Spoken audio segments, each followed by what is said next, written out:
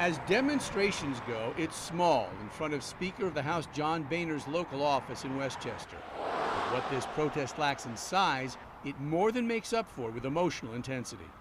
Because I believe that my son died of wounds that were sustained at Fort Hood. The first Fort Hood shooting, November 5th, 2009. Army Staff Sergeant Josh Berry from Cincinnati was there. He saw a man that was dressed just like him, shooting men and women that were dressed just like him. The shooter, Army Major Nidal Hassan, killed 13 and wounded 32. Josh Berry separated his shoulder diving for cover, locking a door, his father says, so the shooter could not get in. The shoulder healed. Other, much deeper wounds did not. As a result of the shooting, he suffered from severe PTSD, which ultimately led to his taking his life February 13th of 2013.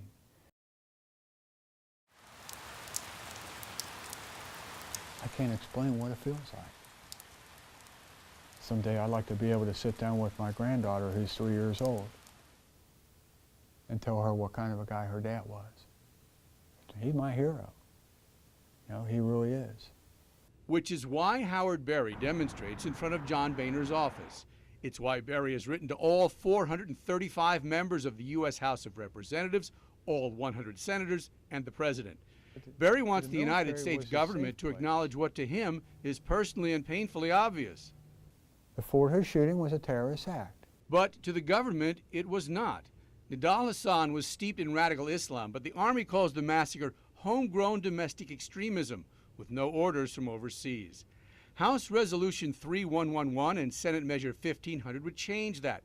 The Honoring the Fort Hood Heroes Act would call the 2009 massacre terrorism, making victims eligible for the Purple Heart or similar civilian honors, plus the same benefits available to those in combat areas and specific coverage for PTSD, post-traumatic stress disorder. Yeah, I watched that young man suffer for 39 months before he ended his life. A scrapbook highlights Josh Berry's 36 years, a young man who wanted to be what his grandfather was in World War II, an Army Staff Sergeant, someone who believed in serving his country, someone among the soldiers consoled by President Obama at Fort Hood after the massacre. That was his proudest moment in uniform, was meeting his commander-in-chief. That photograph is what we used as his memorial card. His sisters put that together. I think they did a great job.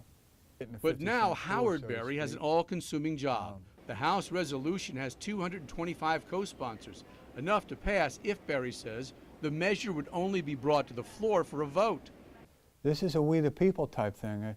The Pledge of Allegiance, what's it say at the end? With liberty and justice for all? Where's the justice for Josh? Not just for Josh, but, Berry says, for other Fort Hood survivors who may be falling apart unseen. I will stand up and fight to my very last breath for the truth. And I think that maybe these folks in D.C. are going to figure out that old man's not going away anytime soon.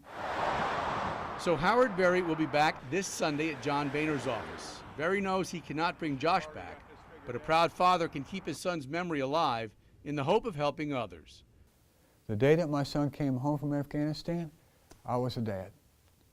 The day of the shooting, I was a dad. The day I buried him, I was his dad. I'm still his father. I told Josh that I had his back when he came home, and I still do. Jeff Hirsh, Local 12 News.